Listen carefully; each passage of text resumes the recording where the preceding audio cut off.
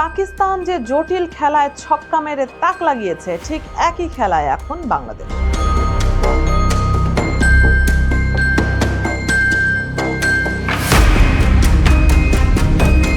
প্রধানমন্ত্রী তারেক রহমানের সামনে এখন এক অদ্ভুত সমীকরণ। এই সমীকরণ দারুণভাবে মিলিয়ে ফেললে বাংলাদেশের লাভে লাভ, আর সমীকরণ মেলাতে এদিক সেদিক হয়ে গেলেই ঘোর বিপদ। দর্শক, আন্তর্জাতিক রাজনীতিতে একটা কথা খুব প্রচলিত, স্থায়ী কোনো বন্ধু বা শত্রু নেই, স্থায়ী শুধু স্বার্থ। বর্তমান বিশ্বে এই চিরন্তন সত্যের সবচেয়ে জ্যান্ত উদাহরণ বোধহয় পাকিস্তান। এক পাশে পরাশক্তি আমেরিকা আর অন্য পাশে উদীয়মান পরাশক্তি চীন। দুই বৈরী রাষ্ট্রকে দুই হাতে ধরে রেখে ইসলামাবাদ যেভাবে নিজেদের ফায়দা লুটছে, তাকে কূটনীতির ভাষায় বলা চলে এক দুর্দান্ত ব্যালেন্সিং অ্যাক্ট। চমকপ্রদ বিষয় হলো, পাকিস্তানের এই সফল ব্যালেন্স ডিপ্লোমেসির সমীকরণটি এখন হুবহু বাংলাদেশের ভূ রাজনীতির সামনে এসে হাজির হয়েছে। তারেক রহমান কি পারবেন এই খেলায় উতরে যেতে? চীনের কাছে পাকিস্তান হলো তাদের সবসময়ের বন্ধু। বেইজিং এর স্বপ্নের প্রজেক্ট বেল্ট অ্যান্ড রোড ইনিশিয়েটিভের অন্যতম প্রধান অংশ হলো সিপেক প্রকল্প, যার মাধ্যমে পাকিস্তানে দেদারসে চীনা বিনিয়োগ আসছে। আবার অন্যদিকে ডোনাল্ড ট্রাম্পের কাছেও জেনারেল আসিম মুনিরের পাকিস্তান বেশ প্রিয় এবং গুরুত্বপূর্ণ। সন্ত্রাসবাদ দমন এবং কৌশলগত ভৌগোলিক অবস্থানের কারণে আমেরিকার কাছে পাকিস্তানের সামরিক ও কূটনৈতিক গুরুত্ব এখনো ফুরিয়ে যায়নি।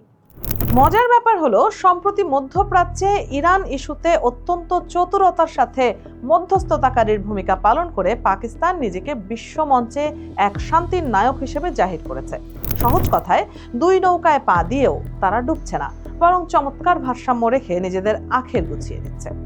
এবার নজর দেওয়া যাক বাংলাদেশের দিকে। বঙ্গোপসাগরের কোল ঘেঁষে থাকা বাংলাদেশের ভৌগোলিক ও কৌশলগত অবস্থান এখন ওয়াশিংটন এবং বেইজিং দুইজনের কাছেই অতি লোভনীয়।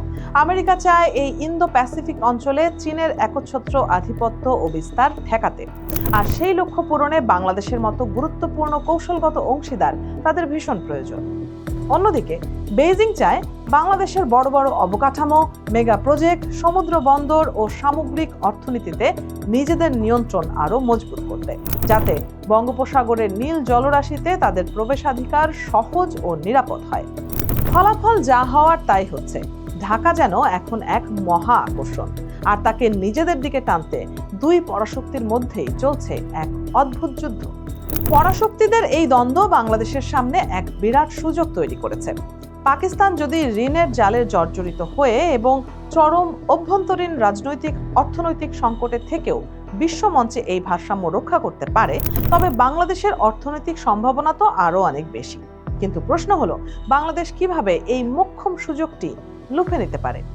বিশ্লেষকরা বলছেন, এর প্রথম ধাপ হতে পারে চীনকে অর্থনৈতিক ও অবকাঠামোগত উন্নয়নের অংশীদার রাখা এবং একই সাথে আমেরিকার সঙ্গে দ্বিপাক্ষিক বাণিজ্য, তৈরি পোশাক রপ্তানি ও তথ্য প্রযুক্তির সম্পর্ককে আরও জোরদার করা। এক্ষেত্রে সবার সাথে বন্ধুত্ব, কারোর সাথে বৈরিতা নয়, এই চিরন্তন কূটনৈতিক মূলনীতি এখন বাংলাদেশের সবচেয়ে বড় ঢাল এবং অস্ত্র। কোনো সামরিক জোট বা একপেশে ভূরাজনৈতিক ব্লকে সরাসরি পা না বাড়িয়ে কঠোরভাবে নিরপেক্ষ থাকাই হবে আমাদের জন্য সবচেয়ে বুদ্ধিমানের কাজ। যেহেতু দুই পক্ষই ঢাকাকে পাশে চায়, তাই বাংলাদেশ নিজের জাতীয় স্বার্থকে প্রাধান্য দিয়ে যে কোনো প্রকল্প বা ঋণের শর্ত কঠোরভাবে বেছে নেয়ার বা দর কষাকষির এক দারুণ সুযোগ পাবে। তবে মনে রাখতে হবে, এই ভারসাম্যের খেলা মোটেও সহজ কোনো বিষয় নয়। এটি যেন জ্বলন্ত আগুনের ওপর দিয়ে হাঁটা। এখানে সামান্যতম এদিক সেদিক হলেই সোজা খাদে পড়ার মারাত্মক ভয় থাকে।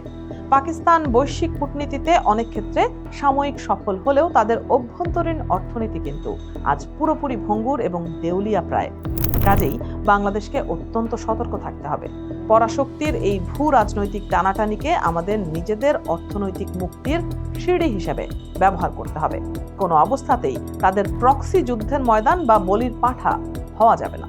আমেরিকা ও চীনের এই আধিপত্য বিস্তারের লড়াইয়ের মাঝে দাঁড়িয়ে বাংলাদেশ যদি নিজের জাতীয় স্বার্থ ও সার্বভৌমত্বকে সবার উপরে রেখে অত্যন্ত দক্ষ, স্বাধীন ও দূরদর্শী কূটনীতি চালাতে পারে, তবে পাকিস্তানের মতো কোনো অভ্যন্তরীণ সংকট ছাড়াই বাংলাদেশ হয়ে উঠতে পারে গোটা এশিয়ার বুকে ব্যালেন্স ডিপ্লোমেসির এক অনন্য রোল মডেল।